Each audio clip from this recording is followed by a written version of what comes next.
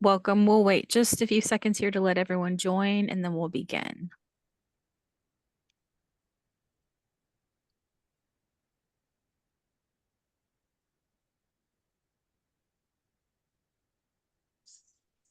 All right, welcome to this special election live cast with guest speakers Jen Berman of MZQ Consulting and Michael Andel of NABIP. So now I will turn it over to Nelson. Thank you, Kendall. Welcome. This is an incredibly timely and topical presentation, and I'm very excited to have our two guests with us. Many people consider this to be one of the most significant presidential elections in the country's history. Probably going a little bit too far. We've had some pretty significant elections in the past, and we've also had a lot of really ugly politicking in the past. What you're hearing today is not civil, but it's not nearly as bad as we've seen in American history at other times.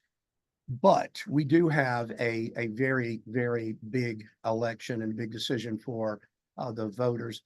The question here is, what is the impact of the election, both the presidential but also the congressional elections and the makeup of the House and the Senate and control of the House and the Senate? What is the impact of that outcome on the U.S. healthcare system broadly, but specifically on employer-sponsored health plans? And because a lot of the reform these days actually very much goes to the makeup and functioning of employer-sponsored plans, especially self-funded plans. This is extremely timely and extremely important. So let me introduce our guests a little bit more formally. We have with us the basically the congressional liaison between the largest trade association in our industry, NABIP, National Association of Brokers and Insurance Professionals, or Benefit Insurance Professionals, Michael Andel. But Michael, being in Washington and being a veteran of staffer on the Hill, has a take not just on congressional politics, but is steeped in what's going on in the presidential campaigns as well. And then with us is, again, probably wins the most frequent guest speaker award, Jennifer Berman, stellar ERISA attorney and compliance queen of MZQ Consulting. But I wanted Jen on this because so much of what impacts healthcare and impacts our employer-sponsored health plans is on the regulatory side. And Jen, like Michael, Jen has her fingers all in the regulatory mix in Washington. She's just in Baltimore, so it is a brief ride down the interstate to the nation's capital, where she huddles with a lot of the bureaucratic staff on regulatory issues. So, but let's start first. Michael, kind of give us an overview. You've got some slides. I'm going to pop those up and kind of let you walk us through that and give us sort of an overview of where things stand and where you see the implications of that situation. So let's jump over here.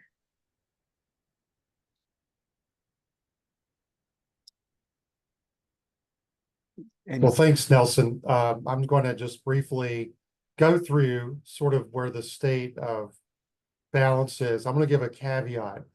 I don't really buy into polls too much, but there are trends when polling goes through. So when I talk about polls, I don't think they mean exactly where it's going to be, but it gives you a trend to how things have been going recently. So I have to make a pitch for NABIP before we get started. Broad coalition of members with the employer-based consulting and brokerage is a lot of the bulk of our members, whether it be, you know, attorneys, compliance people, or sales, or managing accounts. We know that NABIT members don't stop at day of sale. That's a 365 coverage for their members. So look forward to promoting NABIT more and why they're important. You could go to the next slide now. So we're going to go And through. Michael, I should chime in here. I'm off camera, but I'm still here. That Okay, voice of God. Berman and I are proud NABIT members, and really appreciate you and the organization providing this insight to us today. Thank you. I think I love to start out with this slide for no other reason. There's a lot of do nothing Congress, and this Congress is extremely do nothing, not because they're bad people, but because their margins are so tight in the House and the Senate that if you want to corral people in any committee that you've ever worked on, there's always one rump caucus that wants to say no to stuff. So, you know, we had a speaker drama because of some of this. So this might, when it's this close, one person dies or doesn't come back from a ski accident because they're in traction, you might lose a majority for a week. I don't joke, that kind of stuff has happened. So the Democrats don't really have a full majority in the Senate. They have 4 independents that align with them, and the vice president breaks any ties they might have on the floor. And so the Democrats control the Senate, and then Republicans control the House, but they have a handful of votes any day, depending upon the attendance. They're out of session now for the election. So this sets the tone for everything that happens. You go to the next slide. So this is the balance of power. It's another example of how close everything is. 51-49, but you see the yellow dots in the middle. Those are the independents. Joe Manchin was the most recent to switch to independent, caucusing with the Democrats. He's going to retire. Kirsten Sinema, same thing. Switched to an independent, caucuses with the Dems. She's not going to run again. And then you see in the House, 212 to 220. So if you have a vacancy that day or whatever, you can only lose a couple of people in any vote. Very close. Next slide, please. So this is like if you were going to draw a map, this shows you kind of where the 22 possible toss-up seats are. They're kind of distributed around the country. It's interesting to note a lot of these tan or whatever colors you want are in California and New York State. So if the Democrats just run up the tables in blue states, they could flip the House just out of New York State and California. It's that close. So it's kind of distributed around the country. Next slide, please. Yeah, this is the Senate. The Senate's close. Also, you see there are just a handful of toss-up seats. The map really favors the Democrats in the congressional seats, the House seats, because there's like 22 Republicans, I think. 22 Republicans are in seats that Biden won. But the flip side is the Senate. Almost all the toss-up seats are seats that are in states that Trump won. So Democrats have to fight and maintain all of these seats and gain one to stay in majority. So Michigan, Wisconsin, Pennsylvania look pretty decent for them, but they're also defending Montana, which is probably they're going to lose. And Ohio is very close. It could be a split ticket there. So it's going to be a question of how many people split tickets in the Senate. So we could see how that plays out. Next slide. And then this is sort of overlaps where the presidential polling is showing with the toss-up states. So also evenly distributed. We'll talk a little bit more about this, but none of these are surprises, right? There's 7 states of where if you live in one of these states, there's no airtime left to buy. I think they're buying ads. Harris bought an ad on the Eye in Vegas yesterday. I saw a picture where somebody went out of town in Montana and they came back and their kitchen table was plastered with mailers for that Senate race. It's not a toss-up for the presidential, but the Senate race is. So if there's a barn that sells ad space, it's probably covered. I know they're covering like flyovers on stadiums. There's just nowhere else to spend money in some of these states. So it's Nevada, Arizona, Wisconsin, Michigan, Pennsylvania, North Carolina, and Georgia, and they're all very close. All very close. Next state, slide, please. So this is sort of like how polling has gone. Like I said, it's hard to average polls because you can have some garbage polls or polls that campaigns put out. It messes with averages. And then I think they weight polls. Who they put in the poll is suspect. They didn't capture the Trump voter 8 years ago. We know that. There are a lot of people who voted for Obama who flipped to Trump. A lot of people who picked up ballots for Bernie, picked up Trump. People don't know who those people were until after the fact. That doesn't help you forecast anything. Some people speculate these quiet Republican women voters or people that voted for Haley, Nikki Haley in the primaries.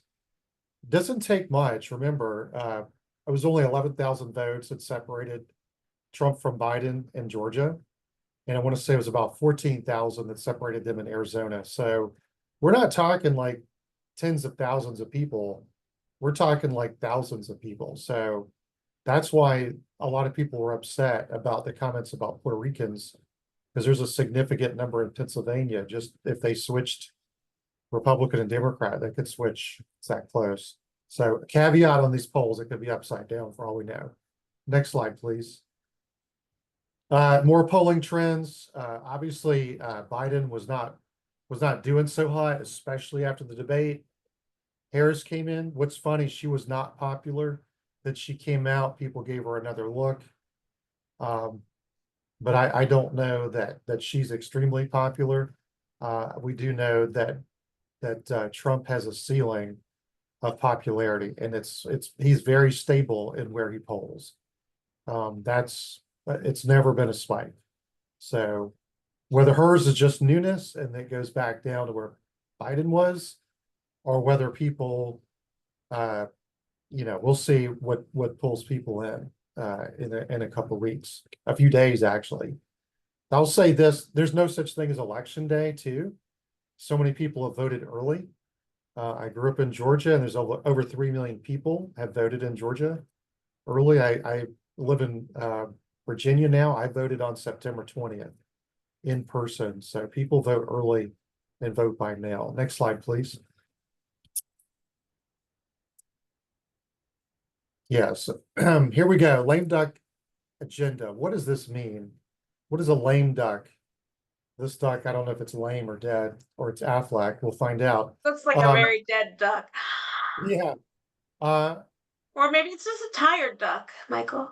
Could be. It could be. So I don't know. I forgot the origin of the term lame duck Congress, but usually, you lose your election, you're still hanging around. Congress doesn't swear in a new Congress until January 3rd. So literally, you come back in the House, they start kicking your furniture out the next week, and the new members come in for orientation. So it's kind of chaos, people milling about the hallways. But sometimes lame duck sessions can be productive. And a lot of it depends upon the outcome of the election. If it's a blowout, they might say, hey, let's just clear the decks. We don't want this stuff on our desk when we come back.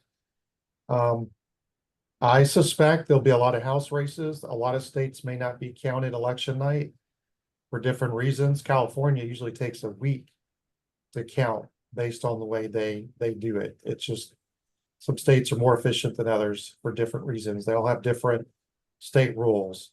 So we won't know election night, possibly, the outcome of the congressional ballots. So a lot of it just depends on election night. So we'll get a little bit more into this, but this is sort of like a big snapshot. Funding the government, do we actually fund it? Or do they kick it to next year? Nobody loves doing that, but it could happen. Telehealth, healthcare extenders.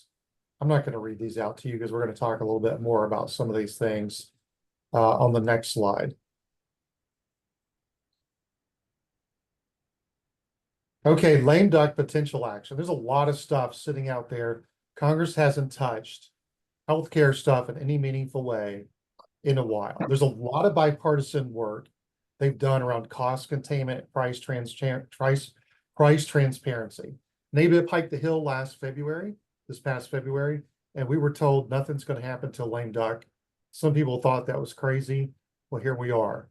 I'm going to start with telehealth expansion. Everybody knows if you have a high deductible health plan, you can get telehealth before your deductible kicks in. That expires. So we've been working with coalitions lately to put that back in front of Congress to remind them. It's a popular idea, but you have to make noise so people don't forget.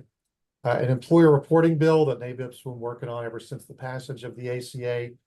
We'll have another slide with a little bit more detail, but it provides some regulatory relief. We wanted lots more. This is a slimmed down version, but we got a version passed through the House with voice vote. That never happens. So we're trying to work with our Senate sponsors to make it happen.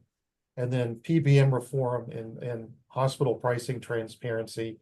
These are very popular. It could help people negotiate better prices. So next slide, please. We'll pass through some of these. A little bit more detail, employer reporting. It's not a new bill. It would help people with the 60, 55, and 56 ACA reporting. Jen Berman can tell you all about this. If this passes, then she'll probably lose lines of business, but I won't. There's nothing in this bill, Michael. You know it. right. There's a little bit in this bill. There's not that much. Right. And a lot of it's just making it easier to respond, gives you more time to respond to IRS letters, which I think is really what's key. Thing for everybody, because the turnaround time on the current letters is crazy. Right. A little bit more time to respond to the IRS and fewer, I think it's down to 2 years, cuts their terms that they can go back and look back at you. So, and then pairing this with a bill that would eliminate that paper notice annually, which will be some savings depending upon your scale. So we feel very good about this. So stay tuned on that. Next slide is telehealth. This passed the House, and they'll just have to negotiate it. It's going to be paired with a Medicare telehealth bill, and so there's some cost included in that. And that's the only reason this would even get hung up is like, how do you pay for it? And the next slide. Hopefully some of these site neutral issues might provide some cost savings. I'll make a note. I was going to do a slide on this and I forgot. That the quarterly lobbying reports came out, and the largest lobbying expenditures by organizations, top 10 lobbyist organizations. Number 1 was the realtors, because they're just behemoths. And then in the next 9, it was PBMs, Medicare, AHIP, which is like the health plans, hospitals, and pharma. And then there was another healthcare spending. And why are they spending so much money? Fighting PBM reform, fighting hospital rate reform, fighting disclosures. And I think that shows the numbers. It's not Google. It's not any of these big, worldwide conglomerates. It's the U.S. healthcare associations are the biggest spenders. In this election, we'll get to this next slide. I don't think it's a healthcare election. We'll talk more about that, but when you watch the debates, when you watch the ads, take abortion and put it aside. The top issues that people talk about are not repeal, replace. They're not the ACA. They're not about the IRA. It's about lots of stuff. It's immigration. It's pricing. Healthcare costs are up there, but everybody talks about gas and grocery stores, but people really don't talk about healthcare that much compared to the last 3 or 4 cycles. So it's interesting that Congress has got a lot of bipartisan work, and most people don't know this. So what's the implication for the IRA and the ACA?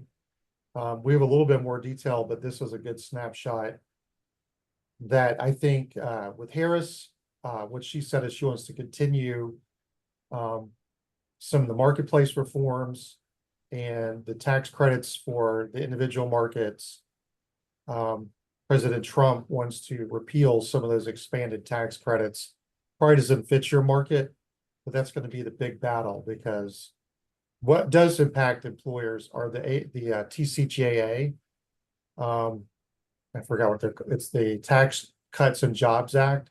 So basically Trump's tax cuts expire, and that's going to be a turmoil from all points of your business. International taxes, how you're taxed and booked at the end of the year, all your rates. If you live in a high cost tax state, it'll include your SALT deductions. Everything's going to be on the board. That's the battle royale, and it's not a tax election either, which is very surprising. And then the IRA, Vice President Harris will probably continue this multi-year negotiating with different drugs, different rates. If you're in this space, you know that there's been some smoke and mirrors on this.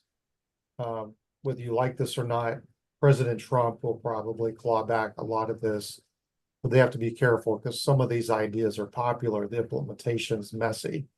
Next slide, please. Okay, this is a little bit more expanded version of what could happen. I would recommend taking a snapshot of this one to see what happens. This is kind of like the one we can go back to during the Q&A. If you look in the middle, I find this interesting where they kind of agree. And then they're both so nimble because the polls are so close that they're starting repeating each other here in the last few weeks. President Trump just said he wants some help for home health for people on Medicare. He wasn't saying that before, just like Harris said she didn't want to tax tips. So it's interesting now they're trying to close on some policy. So drug price negotiation, PBM reforms, oversights on provider consolidation. So United Health, watch their stock, no cuts in Medicare, and increased price competition and transparency. These are broad ideas, but they're both popular. I think President Trump, the key point to watch is no repeal replace stated overtly. Kind of a dead issue. Congress is like, we're not getting into that debate. The ACA subsidies are where they're going to really have a fight. But something to watch is JD Vance said something about introducing risk pools, and that freaked some people out. But that was kind of quiet. I don't think President Trump said those words, so it's interesting. I don't know who he was floating that to. I don't know what audience that hits. That doesn't sound popular. I mean, there's a lot of ACA things you can attack, like pricing and cost of plans, but I don't know if risk pools are the winner. And then Harris, her side, some of the stuff is from the Build Back Better ideas that Biden started and they had to drop, like all these expansions of Medicare, dental, vision, and hearing. I think the costs are so high on some of this stuff. Medical debt relief and some of these other issues. But this one issue of expanding Medicare home health benefit, I think probably polls well, but again, I think they're gonna run into real costs with deficits this next term. Whoever is sworn in January, I don't envy them for two reasons. You've got like international problems, you've got a huge deficits, and then you've got expiring tax cuts. They're going to be major battles, but the lines are not drawn black and white like they were a couple of years ago on the ACA. Very interesting. It seems to be very price conscious on where they're focused. Next slide might be a little bit more of this. Yeah, here, this is a congressional slide. There's a lot here. I would take a snapshot of this one too, if you can. Of note, the ACA passed on a tax parliamentary procedure. We won't go through the details, but you need 60 votes in the US Senate to do that. There will not be 60 votes in the US Senate for any party. I can guarantee I would put money down on pretty much nothing except for the Senate will not be filibuster proof. So I think you will see, good for the country. Maybe we'll have like some negotiated terms on some of these things. Hopefully, they'll fight it out. Each party has their own ideas, but hopefully it won't be gridlock. But if there's divided Congress, if they pass these tax credits, they'll have to negotiate that. Same thing with prescription drugs and Medicare Advantage reforms. One point that's noted, Republican sweep. President Trump will probably bring back, expanded HSAs, these kinds of things. But on here, ICRAs, what's interesting is my vote for the most under the radar Biden thing. He did not touch from the Trump years. Well, low down the list is enhanced direct enrollment, but you don't know about that. That's an individual market thing. But ICRAs, they've kind of grown, and they didn't try to regulate them out. Association health plans, that goes back and forth depending on who's in administration. Short term, limited duration insurance, between 9 months or 3 years, whoever's in charge, that might swing. So ICRAs is something to watch. They kind of tacitly approved that by Biden not regulating that. So, okay, next slide. We're almost done for my talking. I think I erased this one, but we'll skip this ERISA lawsuit thing. And then this was just something I saw. Who could be the next HHS secretary? This is just spitballing. I saw this in the National Journal, I think. Current HHS secretary is going to retire and run for governor in California. Good luck to Becerra. So the governor of New Mexico, Michelle Lujan Grisham, she's a former member of Congress. Her name's been mentioned in Dr. Mandy Cohen, current CDC director. And then for President Trump, Bobby Jindal, I forgot about this guy, but he was the Louisiana governor, and he was really into healthcare. I mean, he was like a big think tank person. And Brian Blaze, he's at the Paragon Health Institute. I really hope this doesn't happen because Paragon has been so critical of agents and brokers. I won't go into that here, but I would hope anything that touches Paragon, I think they're worse than pretty much anything. Medicare for All is worse than them, but I put them at the bottom of my personal list of agents and brokers, friends. And as you know, you need a majority in the Senate to approve these things. So I'm guessing if we had divided government, you won't be able to put up a stinker as HHS secretary. Next slide. I think we're near at the end. Questions. And this is why Jen Berman's here, because she's going to answer that. Good questions. So before we turn the floor over to Jen to wax eloquent about regulations and the regulatory environment, if you have questions, and let's see, we got a couple of questions. If you have a question, go ahead and enter it in the Q&A box. Don't try to remember it, because if you're anything like me, you'll forget a great question by the time we get to the end. And I want to make sure that you have the chance to get input from these two experts. So Jen Berman, where have we been on the regulatory side? Where are we now, and where might we go? Because it's really interesting. We've got two administrations. One would be a repeat or a continuation of the Trump administration. We know what they did. And it's hard to imagine you won't see the Harris administration be something of a continuation of the Biden administration. It won't be a repudiation for sure. So what about the regulatory environment, the regulatory situation, Jen? Absolutely. Well, the first thing I would say on the regulatory front is I would not make the assumption that a Trump administration would not be active from a regulatory perspective. And in fact, the former Trump administration was quite active in the healthcare regulatory space, particularly in the area of transparency. And so while, we had a lot of conversation around repeal and replace and, what we were going to do with the ACA, what you also saw during the former Trump administration was significant amount of transparency regulation, as well as the passage of some of the most significant legislation that we're facing and implementing today. So the CAA is a creature of the Trump administration. So these are not, I think that there's a default sort of instinct to think that there's going to be less compliance obligations and less for us to do under a Republican administration, sort of less government. That has not been the case in this space. And it's something to be aware of. And I think Michael was quite astute to say there's a lot of overlap here. And there is, in fact, a lot of overlap here. How active enforcement of those regulations are is a different question. But what regulation we're seeing, there's a lot that is the same.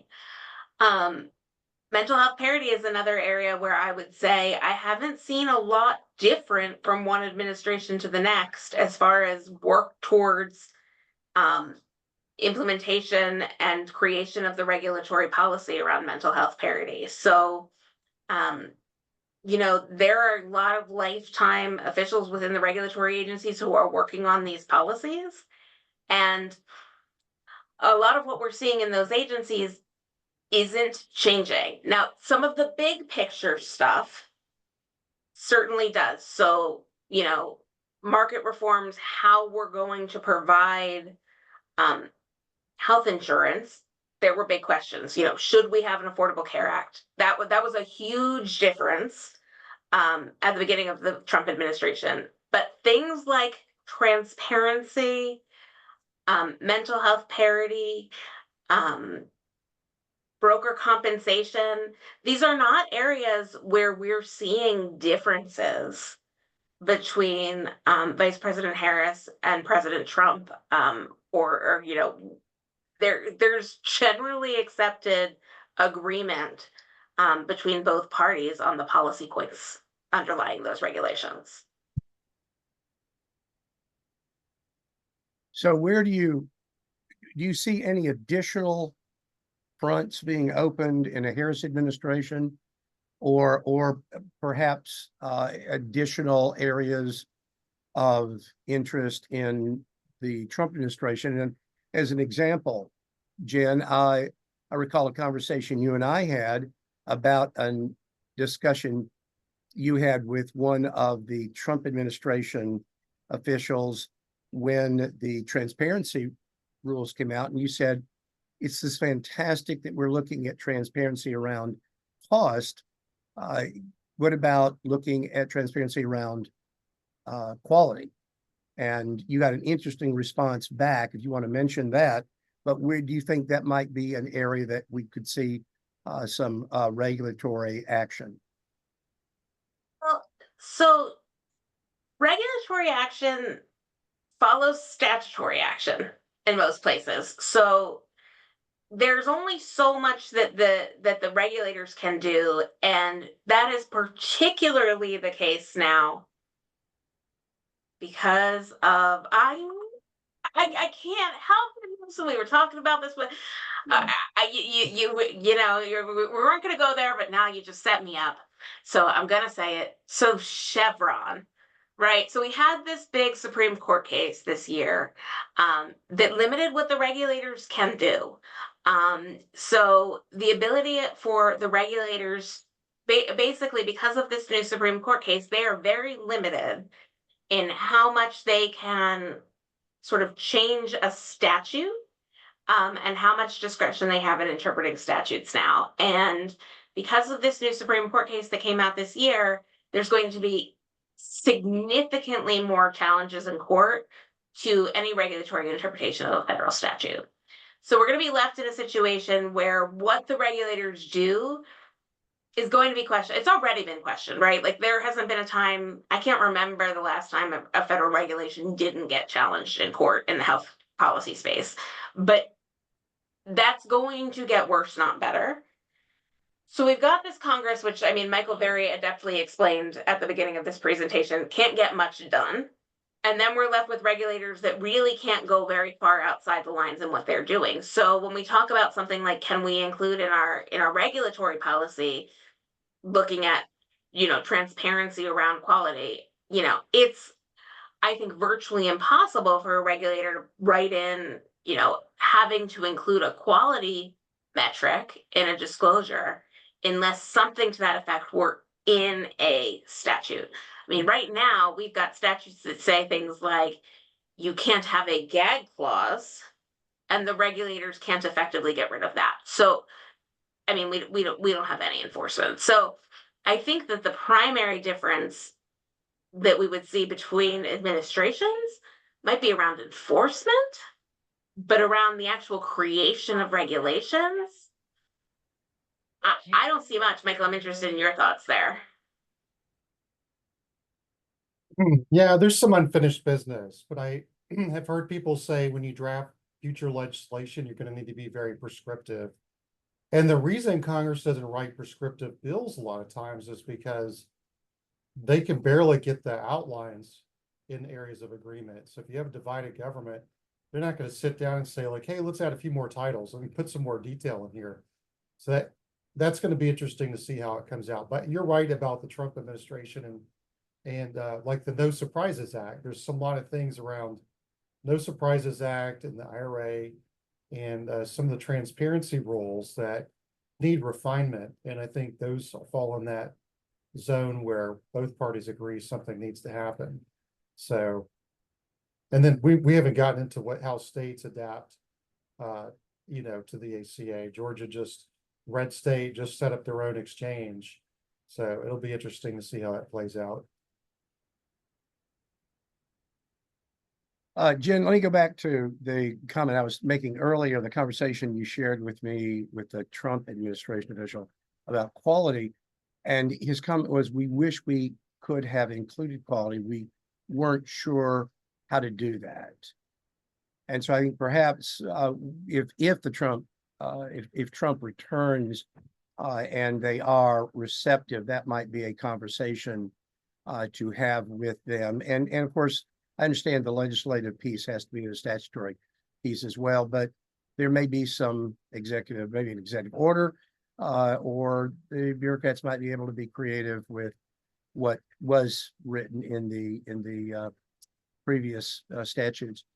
So in terms of the enforcement of these, we've gotten some really good, or I think pretty good, transparency rules that have been formulated and put in place. But the last I heard, hospitals were honoring the price transparency laws at a rate of 35%. In other words, 65% were saying 35. We're up to 35% now? at the last I heard. Okay. It's better than I thought it was. Well, yeah. But 65% are saying, sue me or fine me. And I haven't seen this, but I read that one hospital actually put a notice on its website. We are required by federal law to provide prices on our procedures and services. We believe that would be too confusing and too disruptive to our customers. Therefore, we're choosing not to do it, and we will pay whatever fines are levied by the federal government. It's like, really? But there are not, I understand, being a lot of fines levied by the government at this point. So what about enforcement? And do you see maybe more likelihood of enforcement under one administration, Harris, or over Trump, or vice versa? What about enforcement? I do think that we are probably more likely to see more enforcement under a Harris administration than a Trump administration. But to be perfectly frank, and we've had these rules in place under both administrations at this point, and we have not seen significant enforcement under either. So, it's a real issue. The rules will not, the rules aren't going to be followed if people don't think that they're real. Um, and that's just the reality of it. Now, that being said, as recently as yesterday, um, I had somebody come to me shocked to find themselves in receipt of an ACA penalty, because they didn't believe that those happened. And of course they do. So, penalties are real. They do happen in the world. And I am quite certain that at some point, penalties will begin to be assessed and more broadly assessed around these transparency rules as well. Um, Things like mental health parity, I am certain we're going to start seeing significant penalties assessed around. So it is not the case that you can just ignore these rules, but it is slow going. And I think that is our reality at the moment. But I think it is as much a product of limited resources for the enforcement agencies as it is the policy objectives of the administrations that we're discussing. Because it seems to me, and you tell me if this doesn't make sense, but the Trump administration was behind and supportive of the transparency regulations. You would think there would be an effort to have the DOL or whichever department is responsible to actually enforce the damn things. That's why I say, it can be hard to tell. I mean, these agencies are strapped for resources. So it is hard to know sometimes how much is policy and how much is resource allocation issues. Fair enough. All right, couple of questions from our friend Frank Cohn.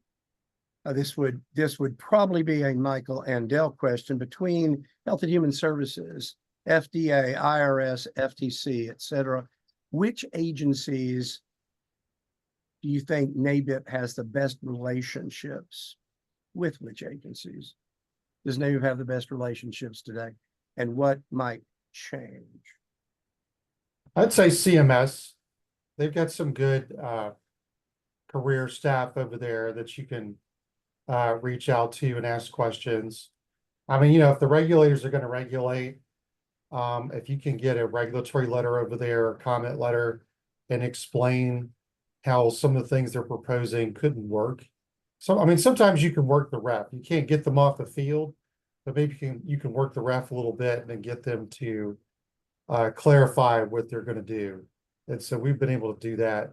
FTC is kind of tough. We actually have some members that would prefer the FTC to be more engaged because there's so much confusing advertising around health insurance and marketing that's confusing to consumers.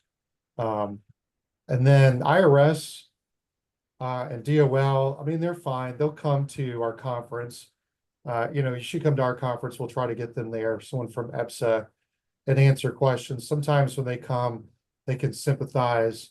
But was it the gag clause rule? What was it, Jen, that there was like a multi-year thing and it was like, they just didn't have the staff, but they were giving people, they heard some of our responses, members that are TPAs trying to do help. So are they going to do what we want necessarily? I don't know, but do they see us as a serious organization that brings like policy experts? And I think the answer is yes. We try to be an association that's, if we can get one thing done out of 10, we'll try to get it done. And even if you have to hold your nose on the other 9, because otherwise you'll be 0 for 10. We don't want to do that. I know that sounds like inside baseball talk, but never been in a relationship, you take what you can get. Having lobbied at the state level, it is a game to a large extent. It's a relational game, it's a power game, it's a game. And the better you are playing it, the better odds, which is why we have experienced and talented people at NABIP like Michael, with not just knowledge of, but with experience on the Hill, relationships. You don't spend time on the Hill without making friends. and enemies, but hopefully more friends. And then when you go off to lobby, you come back and you have conversations with friends, and hopefully those friends Well- end up in positions of influence. Nelson, I say this because it's true, not because it's blowing smoke, but it's like, you know, there's so much influence and so much time spent pulling everybody in different directions to pay attention to these issues in an environment where not much happens, that your hands strengthen when you are aligned with the actors. So the more NABIP can align ourselves with consumers, and the consumer could be, say, like a Midwestern mid-sized business that you're servicing. That's a constituent. You talk about the costs of trying to go to a hospital network in that Midwestern market, and just how it, or the difficulty of trying to get data and trying to negotiate prices for costs of things. You put that customer first, that constituent first, and the frustrations that they go through, you're going to be listened to more. And then the grassroots side of that, when you can tell your story to your local representatives and talk about the service that you provide. It's the other 363 or 2 days a year when you're not doing the sale and you're not putting the plan together. It's maintaining and servicing those accounts, because there's drama and you have to explain things and you have to help walk people through things. And I think that's when people listen, because so anyway, having members who are in the marketplace and engaged make you smarter and give you better understanding in the real world what's happening. So Jen is a volunteer, but she runs our legislative council. So her day job informs of what she, brings to us, and she could tell us what's happening. So that's one reason we say, please join, because we are stronger. We have more voices. Yeah, well, politicians are sensitive to two things: money and votes. And that's why we have a political action committee, to which I've given in the past. And we have members, and we have Capitol Conference, where the members march up on the Hill to show that they are engaged and that they are interested. And they speak with usually staff. Occasionally the congressman or senator will come out and for a photo op, usually they can send back to the district. But it's, those are the only two levers we have: money and people, votes. So absolutely. And those are your tools, right? I remember lobbying for a not-for-profit think tank in Nashville. I had no members. We were a think tank, and we had no money. So all I had was some data, and a few legislators were interested. Most tolerated my time in the office, and they were on about their business. So clout's important, and membership gives Michael more clout. And when he's arguing for you, you want him to have more clout. Jen, your thoughts on the topic, though?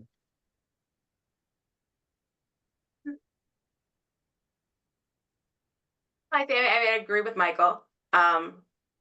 And I think I lost track of what we were saying. So can you remind me? I did probably take us off that. There's some good questions that just popped up too. I noticed.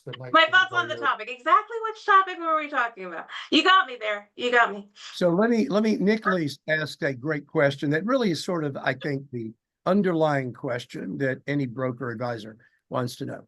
Based on the current, I will answer Nick's question. Yeah. Based on the current stance of healthcare in relation to the election, are there any opportunities or risks that employers might have? So I mean, the risk is always, and really the esoteric risk is always that the employer sponsored system would be challenged. I don't think that's really on the table this time through. Certainly, if you look at the last time Vice President Harris ran for president, that was something that came up. We've also seen the Republican Party put the employer exclusion under threat recently, as they've looked at some financial projections. I mean, that's the employer exclusion. Every time we sort of look at the big picture budget, people look at that as a big target. There's a lot of dollars there. So it comes up. Um, I don't think that realistically, though, either candidate uh, is gonna go there. Michael, I'm interested in your thoughts. Yeah, I think I clicked on chat to the Q&A. The question is around what opportunities and risks there are for employers based on the results of this election, if there's anything specific. And so I think it's going to be continuing to fight for the, like I said, those cost and transparency issues. I mean, it's repetitive to say that, but the fight's not over. And I think there's another question in there about the power and the battle that hospitals and PBMs have. But one thing that's interesting is I think President Trump has changed the Republican Party in multiple ways, but they're much more populist than they used to be. There's not really anybody in Congress that's sort of like the party of big business. There's a lot of skepticism of large business. And I know a lot of people have said like United Healthcare is too large. And a lot of concerns in some of the markets are there's not enough competition, there's not enough plans available.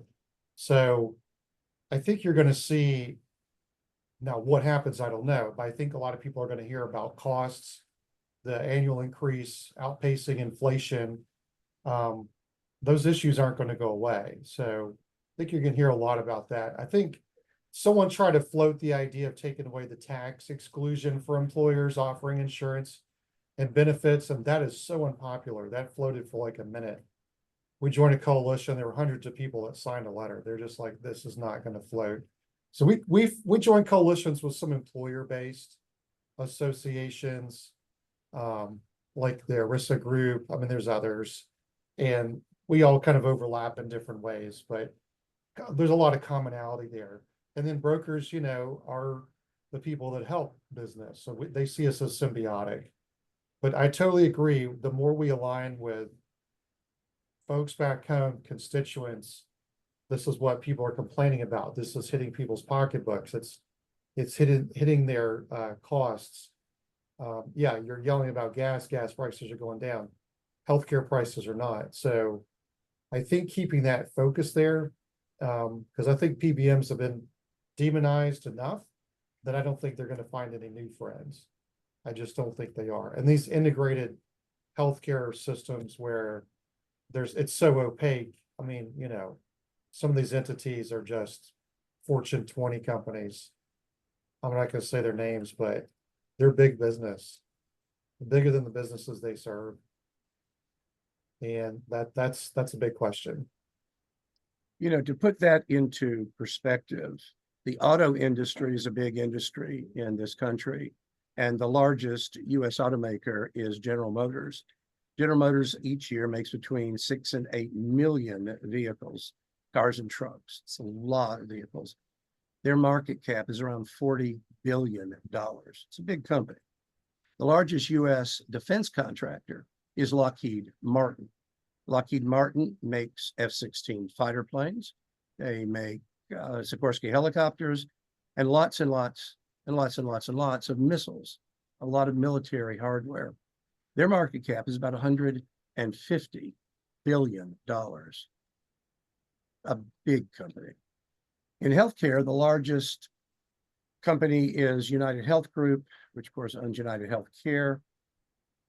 Their market cap is $500 billion, $500 billion, and they don't make a damn thing except a lot of money for their shareholders.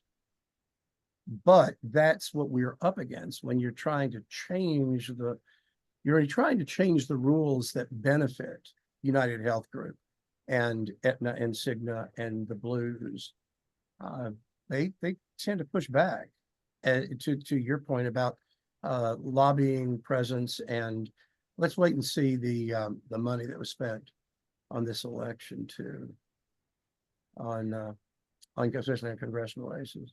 Yeah, I don't like calling out brands unless they're like Centene and WellCare for not paying agent commissions, but yeah, because there are some brokerage houses that are Fortune 100 too, but yeah, I think the competition and the integration of, multiple systems, you're seeing that with the major retail pharmacies.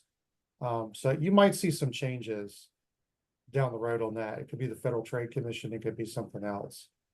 I think that's something to watch.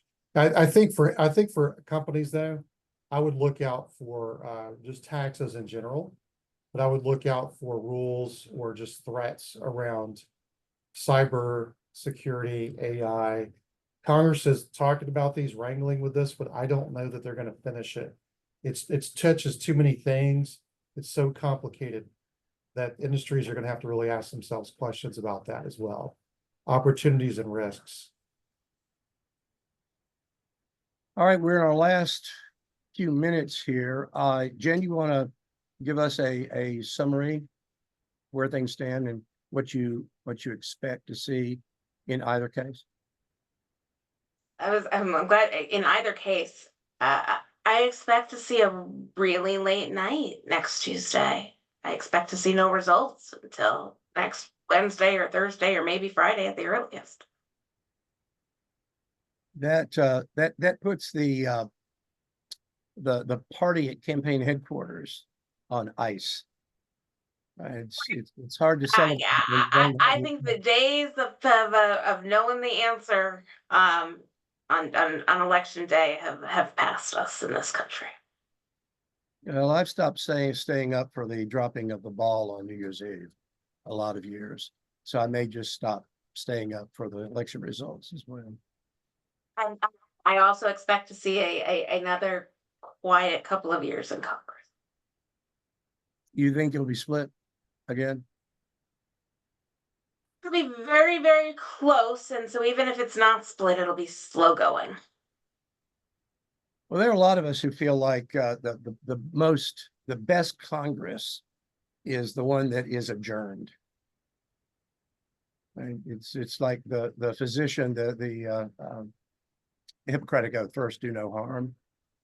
Congress has never practiced that, but if they're not in Washington, they can't do much damage. So, Michael, well, your last word. Nelson, the flip side of that is if the state moves on. So I like to tell some friends of mine, if you want to change things, you have to pass another law. And if you don't want to engage in that, you're just ceding status quo. So if you don't want to change status quo, you got to come in, you got to work it. And when you have chaos, the status quo just continues. So if you're a PBN, you're like, hey, I hope Congress keeps fighting each other. We won't see any changes. So I agree. I don't think it's a big deal that they won't call all the races election night, because different states have different rules and you want to make sure they count everything. You want it to be transparent.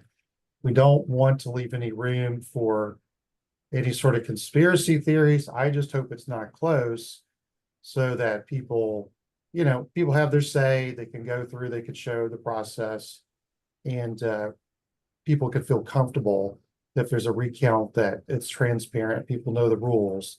So, but cable news and those kinds of entities, they love the horse race, they love the drama, they gin it up, that's what gets the eyeballs. That's kind of fun sometimes, but it's also, yeah, go to sleep, because it'll still be counting, the next day in some states, especially when you got to get like overseas ballots in and other things to count. Well, when the Going to sleep. razor thin, when the margins of razor thin, those last few votes, unfortunately, not saying unfortunately, but those last few votes may well determine. All right. Thank you both very much. Congratulations, those of you who have been on this live cast. You are now more educated and more knowledgeable. And the election's coming up. Make sure you vote. Jen Berman, Michael Andel, thanks very much. Thank you.